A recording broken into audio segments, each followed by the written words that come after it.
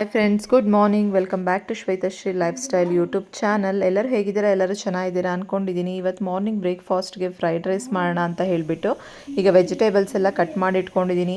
ಒಂದು ಬಾಣಲಿ ಇಟ್ಕೊಂಡು ಬಾಣಲಿ ಕಾಯ್ದ ಮೇಲೆ ಅದಕ್ಕೆ ಎಣ್ಣೆ ಹಾಕ್ಕೊಂಡಿದ್ದೀನಿ. ಎಣ್ಣೆ ಹಾಕ್ಕೊಂಡು ಇದಕ್ಕೆ ಈಗ ಒಂದೊಂದೇ ವೆಜಿಟೇಬಲ್ಸ್ ಎಲ್ಲ ಹಾಕ್ಕೊಬೇಕು. ವೆಜಿಟೇಬಲ್ಸ್ ಏನೇನು ತೊಗೊಂಡಿದ್ದೀನಿ ಅಂದರೆ ಬೀನ್ಸು, ಕ್ಯಾರೆಟು, ಕ್ಯಾಪ್ಸಿಕಮ್ಮು, ಆನಿಯನ್ ಎಲ್ಲ ಸಣ್ಣದಾಗಿ ಕಟ್ ಮಾಡಿ ಇಟ್ಕೊಂಡಿದ್ದೀನಿ. ಈಗ ಆನಿಯನ್ ಎಲ್ಲ ಎಣ್ಣೆ ಕಾಯ್ದ ಮೇಲೆ ಈಗ ಬಾಣಲಿಗೆ ಹಾಕ್ಕೊಂಡು ನೀಟಾಗಿ ಫ್ರೈ ಮಾಡ್ಕೊಬೇಕು. ಬೆಳಗ್ಗೆ ಇವತ್ತು ಲಂಚ್ ಬಾಕ್ಸ್ಗೆ, ಮಕ್ಕಳು ಬಾಕ್ಸ್ಗೆ ಏನು ಪ್ಯಾಕ್ ಮಾಡೋದು ಅಂತ ಯೋಚನೆ ಮಾಡಬೇಕಾದ್ರೆ ಈಸಿಯಾಗಿ ಮಾಡೋ ಅಂಥ ರೆಸಿಪಿ ಇದು ಫ್ರೈಡ್ ರೈಸು. ಈರುಳ್ಳಿನ ಹಾಕಿ ಫ್ರೈ ಮಾಡ್ಕೊತಾ ಇದ್ದೀನಿ ಮೊದಲು. ಆಮೇಲೆ ಸ್ವಲ್ಪ ಶುಂಠಿ ಬೆಳ್ಳುಳ್ಳಿ ಪೇಸ್ಟ್ ಗ್ರೈಂಡ್ ಮಾಡಿಟ್ಕೊಂಡು ಅದನ್ನು ಸೇರಿಸ್ಕೊಬೇಕು. ಸೊ ಅಂಗಡಿಲಿ ಪ್ಯಾಕೆಟಲ್ಲಿ ಇರುತ್ತಲ್ಲ ಅದೆಲ್ಲ ತೊಗೊಂಡು ಬಂದರೆ ಚೆನ್ನಾಗಿರಲ್ಲ. ನೀವೇ ಮನೆಯಲ್ಲಿ ಫ್ರೆಶ್ ಆಗಿ ಒಂದು ಗ್ರೈಂಡ್ ಮಾಡ್ಕೊಂಡು ಸ್ವಲ್ಪ ಈ ಶುಂಠಿ ಬೆಳ್ಳುಳ್ಳಿ ಎಲ್ಲ ಗ್ರೈಂಡ್ ಮಾಡ್ಕೊಂಡು ಇಟ್ಕೊಂಡ್ರೆ ಒಂದು 2-3 ಡೇಸ್ಗೂ ಆಗುತ್ತೆ ಅದನ್ನು. ಸೊ ಹಾಗಾಗಿ ಇದನ್ನು ಹಾಕ್ಕೊಬೇಕು. ಫ್ರೆಶ್ ಆಗಿರೋ ಅಂಥದ್ದು ಶುಂಠಿ ಬೆಳ್ಳುಳ್ಳಿ ಪೇಸ್ಟ್ ಹಾಕ್ಕೊಬೇಕು. ನೆಕ್ಸ್ಟು ಕರಿಬೇವಿನ ಸೊಪ್ಪು ಹಾಕ್ಕೊತಾ ಇದ್ದೀನಿ. ಸ್ವಲ್ಪ ಒಂದು ಬೌಲಷ್ಟು ಸಣ್ಣದಾಗಿ ಹೆಚ್ಕೊಂಡಿರೋ ಅಂಥ ಬೀನ್ಸ್ ಹಾಕ್ಕೊತಾ ಇದ್ದೀನಿ. ಇಲ್ಲಿ ನಾನು ಮಾಡ್ತಿರೋ ಅಂಥದ್ದು ಒಂದು 4 ಜನಕ್ಕೆ ಆಗೋಷ್ಟು ಕ್ವಾಂಟಿಟಿಲಿ ಮಾಡ್ತಾಯಿದ್ದೀನಿ. ಸೊ ನಿಮ್ಗೆ ಎಷ್ಟು ಬೇಕೋ ನೀವು ಆ ಕ್ವಾಂಟಿಟಿಲಿ ಮಾಡ್ಕೊಬೋದು. ಈಗ ಬೀನ್ಸು ಎಲ್ಲನೂ ಹಾಕ್ಕೊಂಡು ಜಾಸ್ತಿ ಫ್ರೈ ಮಾಡ್ಕೊಬಾರ್ದು. ವೆಜಿಟೇಬಲ್ಸ್ ಎಲ್ಲ ಸ್ವಲ್ಪ ರಾ ಥರನೇ ಇದ್ದರೆ ಚೆನ್ನಾಗಿರುತ್ತೆ. ಫುಲ್ ಬೇಯಿಸ್ಬಿಟ್ರೆ ಅದು ಕ್ರಂಚಿಯಾಗಿರೋದಿಲ್ಲ. ಸೊ ಹಾಗಾಗಿ ಒಂದೆರಡು ನಿಮಿಷ ಅದನ್ನು ಫ್ರೈ ಮಾಡಿಕೊಂಡ್ರೆ ಸಾಕು. ನೆಕ್ಸ್ಟು ಒಂದು ಬೌಲ್ ಕ್ಯಾರೆಟ್ ಹಾಕ್ಕೊಂಡಿದ್ದೀನಿ. ಬೀನ್ಸ್, ಕ್ಯಾರೆಟ್ ಮತ್ತು ಕ್ಯಾಪ್ಸಿಕಮ್ ಲಾಸ್ಟಲ್ಲಿ ಹಾಕ್ಕೊಳ್ಳಿ, ಯಾಕಂದರೆ ಅದು ಬೇಗ ಫ್ರೈ ಆಗುತ್ತೆ. ಹಾಗಾಗಿ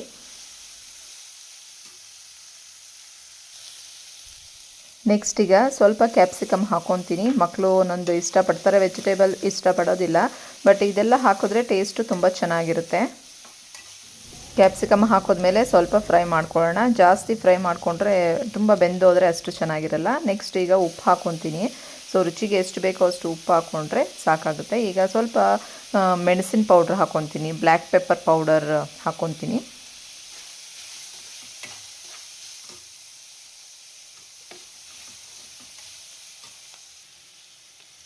ನೆಕ್ಸ್ಟು ಸ್ವಲ್ಪ ಗರಂ ಮಸಾಲ ಹಾಕ್ಕೊತಾ ಇದ್ದೀನಿ.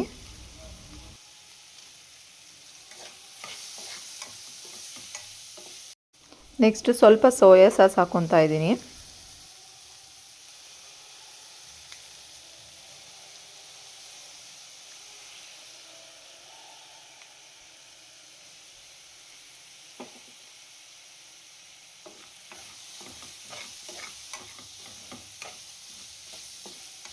ನೆಕ್ಸ್ಟು ಸ್ವಲ್ಪ ಟೊಮೆಟೊ ಕೆಚಪ್ ಹಾಕ್ಕೊತೀನಿ. ಅದರಲ್ಲಿ ಚಿಲ್ಲಿನೂ ಮಿಕ್ಸ್ ಆಗಿದೆ. ಸೊ ಚಿಲ್ಲಿ ಫ್ಲೇವರ್ ಮತ್ತು ಟೊಮೆಟೊ ಫ್ಲೇವರ್ ಎರಡೂ ಮಿಕ್ಸು ಖಾರಕ್ಕೆ.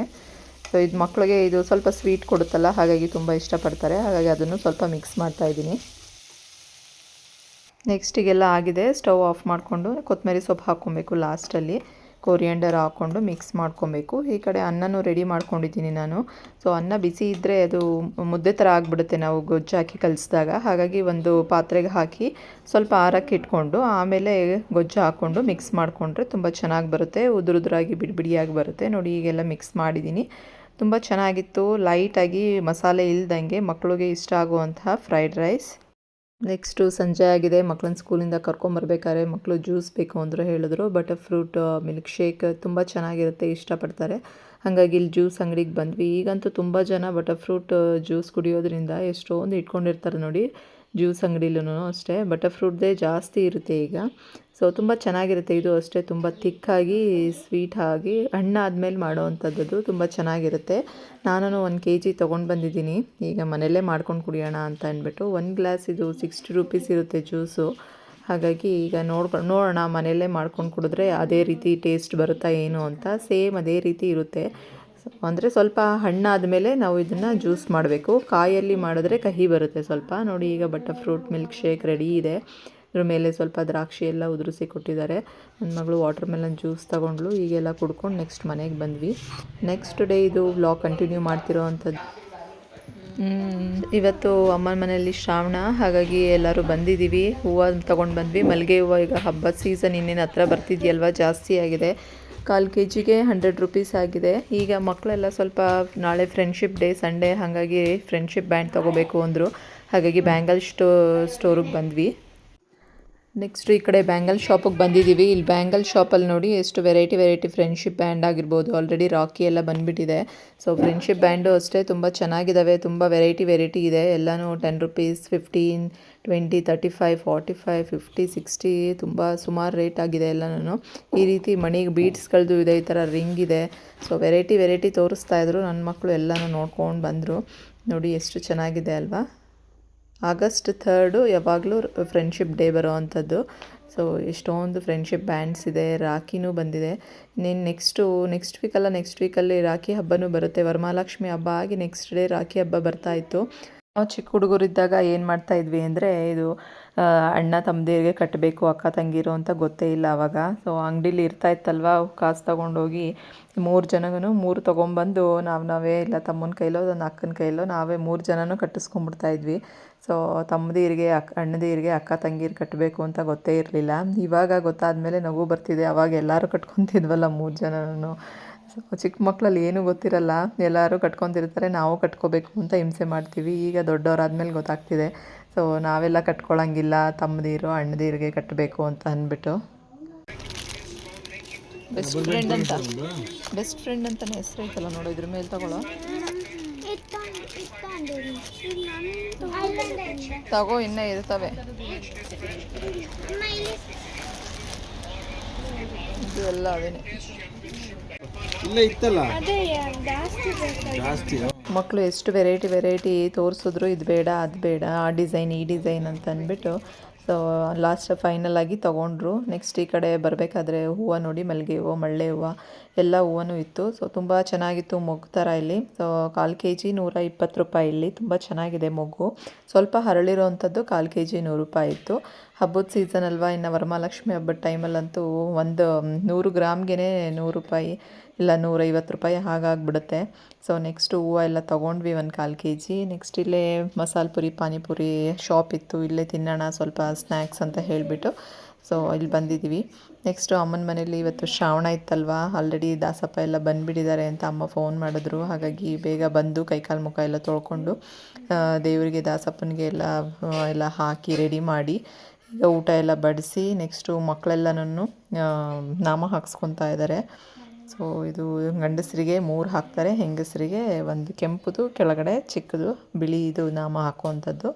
ದಾಸಪ್ಪಂಗೆನೂ ಅಷ್ಟೇ ಅವರು ಭವನಾಸಿ ಇರುತ್ತಲ್ಲ ಅದಕ್ಕೆ ಅಕ್ಕಿ ಹಾಕಿ ಅದ್ರ ಮೇಲೆ ವಿಳೆದೆಲೆ ಮತ್ತು 1 ಅಚ್ಚು ಬೆಲ್ಲ ಇಡಬೇಕು. ಅವರು ದೇವ್ರು ಕೂರಿಸ್ತಾರಲ್ಲ ಅದ್ರ ಕೆಳಗಡೆಗೆ ಅಕ್ಕಿ ಹಾಕಿ ಅದ್ರ ಮೇಲೆ ದೇವ್ರು ಕೂರಿಸ್ತಾರೆ. ನೆಕ್ಸ್ಟ್ ನಾವು ಒಬ್ಬೊಬ್ಬರು ವೆಜ್ ಮಾಡ್ತಾರೆ, ನಾನ್ ವೆಜ್ ಮಾಡ್ತಾರೆ. ನಾವು ಊರಲ್ಲಿ ವೆಜ್ ಮಾಡೋವಂಥದ್ದು, ಅಮ್ಮನ ಮನೇಲಿ ನಾನ್ ವೆಜ್. ಎಲ್ಲರೂ ನಾಮ ಎಲ್ಲ ಇಟ್ಸ್ಕೊಂಡು ನೆಕ್ಸ್ಟ್ ಅವರು ಪೂಜೆ ಮಾಡಿ ಆಮೇಲೆ ನಾವೆಲ್ಲ ಊಟ ಮಾಡುವಂಥದ್ದು ಲಾಸ್ಟಲ್ಲಿ.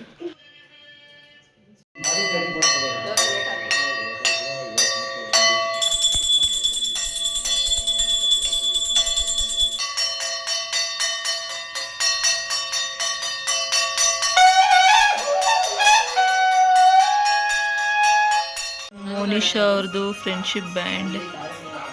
ಯಾರ್ಯಾರು ಕಟ್ತೀಯಪ್ಪ? ನನ್ನ ಫ್ರೆಂಡ್ಸಿಗೆ ಏನಂತ ಅಷ್ಟತ್ರ ಕೇಳಿದ್ದಾರೆ. ಫ್ರೆಂಡ್ಸ್ ಯಾವ ಫ್ರೆಂಡ್ಸು? Best friends. ನಾಳೆ ಸಂಡೇ ಫ್ರೆಂಡ್ಶಿಪ್ ಡೇ ಆಗಿರೋದ್ರಿಂದ ಹುಡುಗರೆಲ್ಲ ಫ್ರೆಂಡ್ಶಿಪ್ ಬ್ಯಾಂಡ್ ತೊಗೊಂಡು ಬಂದಿದ್ದಾರೆ. ಸೊ ಫ್ರೆಂಡ್ಸ್ಗಳಿಗೆ ಅಂತ ಹೇಳಿ ಸೊ ವೆರೈಟಿ ಫ್ರೆಂಡ್ಶಿಪ್ ಬ್ಯಾಂಡ್ಸ್. ನಾಳೆ ಫ್ರೆಂಡ್ಶಿಪ್ ಡೇ ಇರೋದ್ರಿಂದ ಮಕ್ಕಳೆಲ್ಲ ಫ್ರೆಂಡ್ಶಿಪ್ ಬ್ಯಾಂಡ್ ತೊಗೊಂಡು ಬಂದರು. ಈಗ ಅಂಗಡಿಗೆ ಹೋಗಿ ತೊಗೊಂಡು ಬಂದ್ವಿ. ಬಳೆ ಶಾಪ್ಗಳಲ್ಲೆಲ್ಲ ಸಿಗುತ್ತೆ. ಅಮ್ಮನ ಮನೆಯಲ್ಲಿ ಶ್ರಾವಣನೂ ಆಯಿತು. ಸೊ ದಾಸಪ್ಪ ಬಂದು ನಾಮ ಎಲ್ಲ ಇಟ್ಟರು, ಪೂಜೆನೂ ಆಯಿತು ಬೇಗನೆ 7:30 ಈಗಾಗಲೇ. ಸೊ ಅಡುಗೆ ಎಲ್ಲ ಮುಗಿಸಿದ್ದೀವಿ, ಎಡೆ ಹಾಕಿ ಪೂಜೆ ಎಲ್ಲ ಆಯಿತು. ಸೊ ಮಕ್ಕಳು ಈಗ ಫ್ರೆಂಡ್ಶಿಪ್ ಡೇ ಅಲ್ವಾ ನಾಳೆ, ಸೊ ಹಂಗಾಗಿ ಫ್ರೆಂಡ್ಶಿಪ್ ಬ್ಯಾಂಡ್ ಬೇಕು ಅಂತ ಹೇಳಿ ಇದಕ್ಕೆ ಹೋಗಿ ಫ್ರೆಂಡ್ಶಿಪ್ ಬ್ಯಾಂಡ್ ತೊಗೊಂಡು ಬಂದ್ವಿ. ನಮ್ಗೆ ಅವಾಗ ನಾವು ಚಿಕ್ಕವರಿದ್ದಾಗ ಫ್ರೆಂಡ್ಶಿಪ್ ಡೇ ಅಂತಲೇ ಗೊತ್ತಿರಲಿಲ್ಲ, ಯಾವ ಫ್ರೆಂಡ್ಶಿಪ್ ಬ್ಯಾಂಡು ತೊಗೊತಿರಲಿಲ್ಲ, ಏನೂ ಇಲ್ಲ. ಈಗಂತೂ ಯಾವ್ದಾದ್ರು ಒಂದು ಹಬ್ಬ ಅಥವಾ ಏನಾದರೂ ಒಂದು ಸೆಲೆಬ್ರೇಷನ್ ಡೇ ಬಂದ್ರಂತೂ ಎಲ್ಲ ಎಷ್ಟು ಜೋರಾಗಿ ಸೆಲೆಬ್ರೇಷನ್ ಮಾಡ್ತಾರೆ. ಫ್ರೆಂಡ್ಶಿಪ್ ಡೇನೂ ಅಷ್ಟೇ. ಫ್ರೆಂಡ್ಶಿಪ್ ಬ್ಯಾಂಡ್ಗಳಂತೂ ಯಾವ ಬಳೆ ಶಾಪಲ್ಲಿ ನೋಡಿದ್ರು ಬರೀ ಅದೇ ಇರುತ್ತೆ. ರಾಖಿ ಹಬ್ಬನೂ ಅಷ್ಟೇ ತುಂಬ ಚೆನ್ನಾಗಿ ಆಚರಣೆ ಮಾಡ್ತಾರೆ ಎಲ್ಲನೂ ಈಗಿನ ಕಾಲದಲ್ಲಿ. ಫ್ರೂಟ್ ನೋಡಿ ಯಾವ ಕಲರ್ ಬಂದಿದೆ, ಫುಲ್ಲು ಹಣ್ಣಾಗ್ತಾ ಇದೆ. ಈಗ ಲಾಸ್ಟ್ ಟೈಮ್ ತಂದಿದ್ದೆಲ್ಲ ಫುಲ್ಲು ಗ್ರೀನಾಗೇ ಇತ್ತು. ಇದು ನೋಡಿ ಬ್ಲ್ಯಾಕಾಗಿ ಟರ್ನ್ ಆಗ್ತಾಯಿದೆ, ಬ್ಲ್ಯಾಕ್ ಕಲರ್ಗೆ. ಅಂದರೆ ಇದರಲ್ಲೂ ವೆರೈಟಿ ಇರುತ್ತೆ. ಒಂದೊಂದು ಹಣ್ಣುಗಳು ಬ್ಲ್ಯಾಕ್ ಆಗೋದಿಲ್ಲ. ಸೊ ಒಂದೊಂದು ಹಣ್ಣುಗಳು ಬ್ಲ್ಯಾಕ್ ಆಗುತ್ತೆ ನೋಡಿ. ಇದು ಅಷ್ಟೇ ಬ್ಲ್ಯಾಕ್ ಕಲರ್ ಆಗ್ತಾಯಿದೆ. ಸೊ ನೆನ್ನೆ ಒಂದು ಮಾಡಿದ್ವಿ, ತುಂಬ ಚೆನ್ನಾಗಿತ್ತು. ಇದು ಅಷ್ಟೇ ಎಲ್ಲ ಹಣ್ಣಾಗಿದೆ, ಆಗಲೇ ಮೆತ್ತಗಾಗಿದೆ. ಸೊ ಇವತ್ತು ಜ್ಯೂಸ್ ಮಾಡಬೇಕಿದನ್ನು. ಈಗ ಬಟರ್ ಫ್ರೂಟ್ ಸೀಸನ್ ಅನಿಸುತ್ತೆ. ಸೊ ಹಾಗಾಗಿ ಇದು ಕೆ ಜಿ 160 ರುಪೀಸು, ಒಂದೊಂದ್ಸಲಿ 300-400 ರುಪೀಸು ಆಗುತ್ತೆ, ತುಂಬ ಕಾಸ್ಟ್ಲಿ ಇದು. ಸೊ ಇದರೊಳಗಡೆ ಬೀಜ ಇರುತ್ತಲ್ಲ, ಇದನ್ನು ತಗೊಂಡು ಹೋಗಿ ನಾವು ಊರಲ್ಲಿ ಹಾಕಿದ್ದೀವಿ. 2 ಗಿಡ ಬಂದಿದೆ. ಸೊ ನೋಡೋಣ ಹೇಗೆ ಬಿಡುತ್ತೋ ಹಣ್ಣು ಏನು ಅಂತ ಗೊತ್ತಿಲ್ಲ. ಇನ್ನು 4-5 ಇಯರ್ಸ್ ಬೇಕು ಅದು ದೊಡ್ಡ ಮರ ಆಗೋದಕ್ಕೆ. ಸೊ ತುಂಬ ಬಿಡುತ್ತಂತೆ, ಒಂದು ಮರದಲ್ಲಿ 100 ಕೆ ಜಿಯಷ್ಟು ಹಣ್ಣು ಬಿಡುತ್ತಂತೆ ಇದು ಬಟರ್ ಫ್ರೂಟು. ಸೊ ಮತ್ತು ಮೊಬೈಲಲ್ಲೂ ನೋಡ್ತಾ ಇದ್ದೆ ಲಾಸ್ಟ್ ವೀಕೆಲ್ಲ ನಾನು. ಸೊ ಬಟರ್ ಫ್ರೂಟ್ ಹಾಕಿದ್ರೆ ಎಷ್ಟು ಒಂದು ಮರಕ್ಕೆ 100 ಕೆ ಜಿಯಷ್ಟು ಬಿಡುತ್ತೆ ಹಣ್ಣು ಅಂತ ಹೇಳಿ. ಸೊ ಹಾಗಾಗಿ ನಾವು ಹಣ್ಣು ಜ್ಯೂಸ್ ಮಾಡಿದ್ಮೇಲೆ ಇದರಲ್ಲಿ ಬೀಜ ಇರುತ್ತಲ್ವ, ಅದನ್ನು ತೊಗೊಂಡೋಗಿ ಊರಲ್ಲಿ ಹಾಕಿದ್ವಿ. ಮತ್ತು ನಾವು ಜ್ಯೂಸ್ ಕುಡಿಯೋಕ್ಕೆ ಹೋದಾಗ ಅಲ್ಲೂ ತಗೊಂಡು ಬಂದು ಕಲೆಕ್ಟ್ ಮಾಡಿ ಬೀಜನ ತಗೊಂಡು ಹಾಕಿದ್ವಿ. ಸುಮಾರು ಒಂದು 2 ತಿಂಗಳಾದಮೇಲೆ ಇವಾಗ ಹುಟ್ಟಿದೆ ಬೀಜ. ಸೊ ಗಿಡ ಬಂದಿದೆ, ಇಷ್ಟಿಷ್ಟುದ್ದ ಬಂದಿದೆ. ಸೊ ತೋರಿಸ್ತೀನಿ ಊರಿಗೆ ಹೋದಾಗ ನಿಮಗೂ. ನೋಡಿ ಈ ರೀತಿ ಕಲರ್ ಚೇಂಜ್ ಆಗಿದೆ ಅವಕ್ಯಾಡೋದು. ಇವತ್ತಿನ ವ್ಲಾಗ್ ಎಲ್ಲ ನಿಮ್ಗೆ ಇಷ್ಟ ಆಗಿದೆ ಅಂತ ಅಂದ್ಕೊಂಡಿದ್ದೀನಿ. ಇಷ್ಟ ಆದರೆ ಪ್ಲೀಸ್ ಹೋಗಿ ಲೈಕ್ ಮಾಡಿ, ಶೇರ್ ಮಾಡಿ ಮತ್ತು ಸಬ್ಸ್ಕ್ರೈಬ್ ಮಾಡ್ಕೊಳ್ಳಿ. ಇನ್ನು ಯಾರೆಲ್ಲ ಸಬ್ಸ್ಕ್ರೈಬ್ ಮಾಡ್ದಿರ ನೋಡ್ತಾ ಇದ್ದೀರಾ, ಪ್ಲೀಸ್ ಸಬ್ಸ್ಕ್ರೈಬ್ ಮಾಡ್ಕೊಂಡು ನೋಡಿ, ನಮಗೂ ಒಂಥರ ಮೋಟಿವೇಶನ್ ಸಿಗುತ್ತೆ. ಸೊ ಇವತ್ತಿನ ವ್ಲಾಗ್ ಇಲ್ಲಿಗೆ ಎಂಡ್ ಮಾಡ್ತಾಯಿದ್ದೀನಿ. Thank you so much. Have a nice day. Bye bye.